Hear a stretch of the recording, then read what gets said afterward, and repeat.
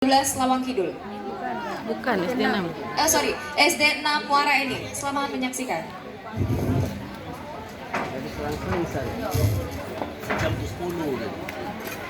Assalamualaikum warahmatullahi wabarakatuh.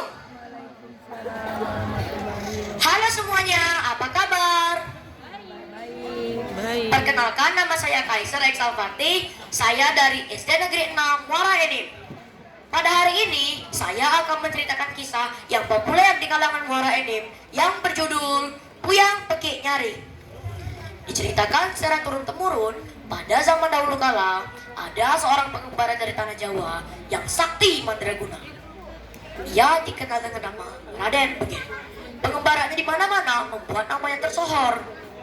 Sehingga di setiap daerah ia memiliki julukan yang berbeda-beda. Di Bengkulu ia dikenal dengan nama Raja Angkasa. Di Tanjung Karang ia dikenal dengan nama Peki Gumbera. Dan di Muara Enim dikenal dengan nama Puyang Peki Nyari. Konon katanya, jika kita mendengar suara pekikannya di hilir, maka ia sedang berada di hulu. Sebabnya, jika kita mendengar suara pekikannya di hulu, maka ia sedang berada di hilir. Teriakan yang melengking disertai oleh pancaran emas dari keris sakti yang dimilikinya.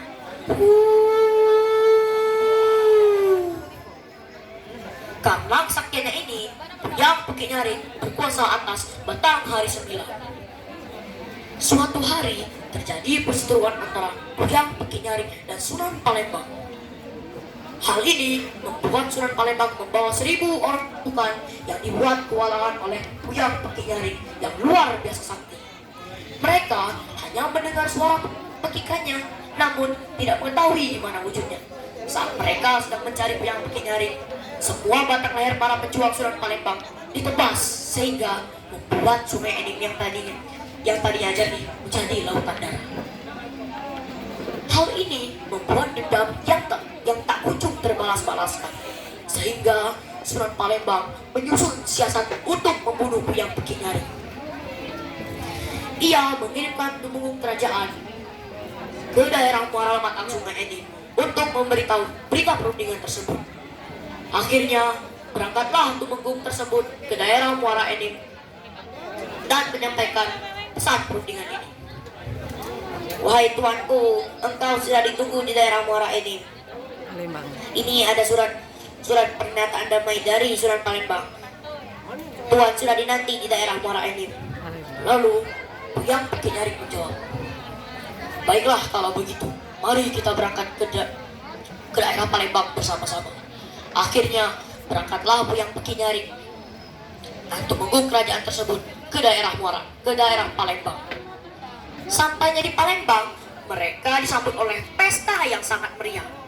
Pesta ini berlangsung selama 7 hari 7 malam.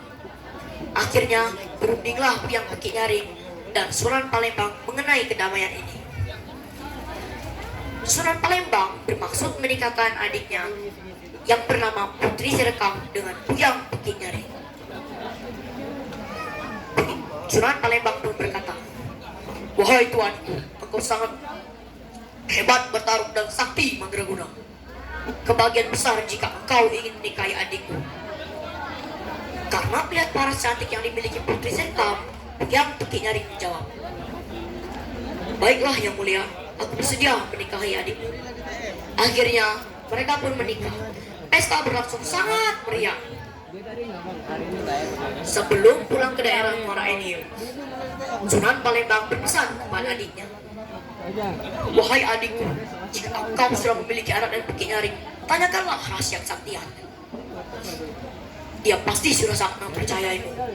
Jika engkau sudah mendapatkan rahasia kesaktiannya, datang lagi dan temuilah aku, pesan Sunan Palembang. Lalu Serekam pun menjawab, baiklah Kanda. Lalu berangkatlah mereka ke Muara Lematang Sungai Enim. Semakin hari persahabatan antara Sunan Palembang dan Puyang Peki Nyari semakin akrab.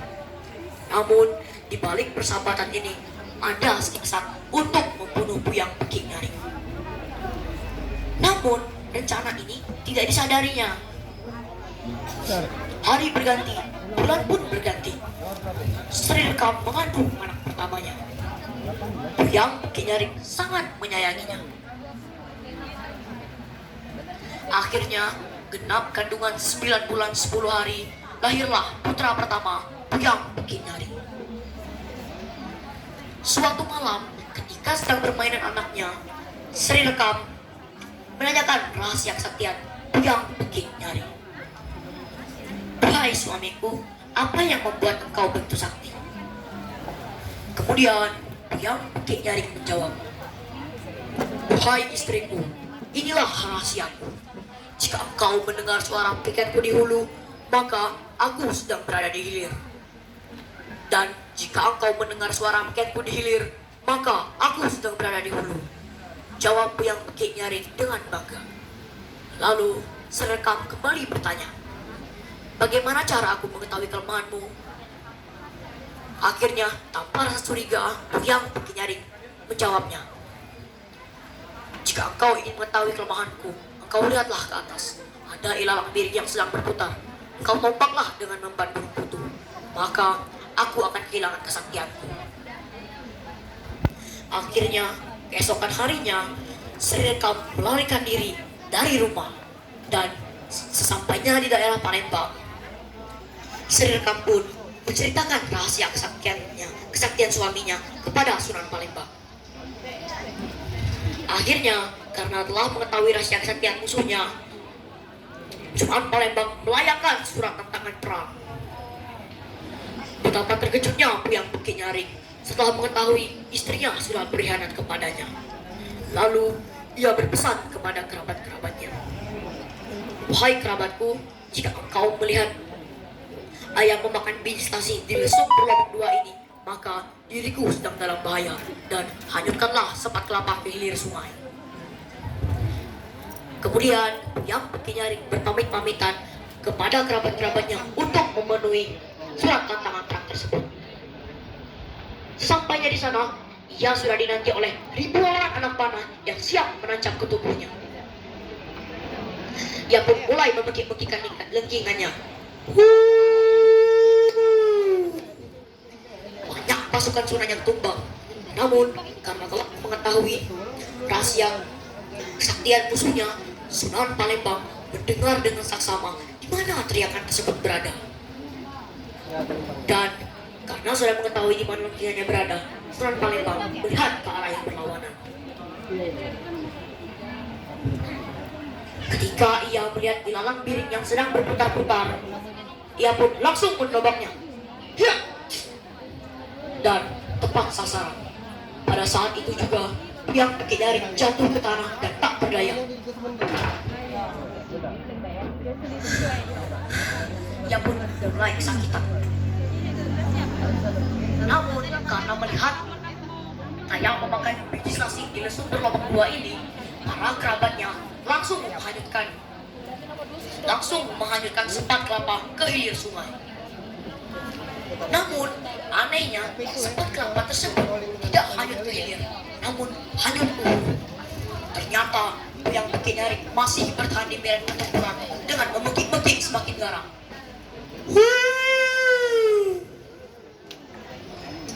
Suaranya melengking ini dihantarkan oleh sepat kelapa hingga ke daerah Bengkulu. Adik sepupu Yang Kinyaring yang dikenal dengan nama Tapak Lebar mendengar suara lengkingan tersebut dan mengetahui kakaknya sedang dalam bahaya. Akhirnya terbanglah ia ke muara Lematang Sungai ini. Betapa terkejutnya ia ketika melihat Yang Kinyaring sudah tak berdaya dan lemas. Ia pun marah dan mengobrak-abrik pasukan Sunan Palembang dengan babi buta. Akhirnya banyak pasukan Sunan yang kabur. Karena mengetahui banyak pasukan Sunan yang kabur, Tapak Lebar ini mengejarnya. Ia berkata, "Hei, jangan lari!" Ia pun berpesan kepada Yang Kinyaring, "Wahai Kakanda, tunggulah engkau di sini. Aku akan mengejar mereka dan menghabisi mereka." Namun akan oleh Yang Kinyaring. "Wahai adikku, Jangan engkau teruskan lagi peperangan ini. Janganlah engkau menyimpan dendam sepeninggalanku. Lalu makamkanlah aku di muara matang sungai ini. Akhirnya, sebelum menghembuskan nafas terakhirnya, Buyang Kinyaring sempat berpesan. Pucuk hulu, pucuk hilir, pucuk hulu di Pusuran Palembang. Rahasia baik, rahasia jahat, jangan sampai diketahui musuh. Akhirnya, meninggallah Buyang Kinyaring dan dimakamkan di muara matang sungai ini sesuai dengan amanatnya. Pesan dari cerita yang saya sampaikan adalah kita harus waspada apa yang sedang terjadi di sekitar kita dan janganlah menyimpan dendam, karena hati yang menyimpan dendam akan membuat jiwa menjadi sakit. Terima kasih atas perhatiannya. Wassalamualaikum warahmatullahi wabarakatuh. Waalaikumsalam warahmatullahi wabarakatuh.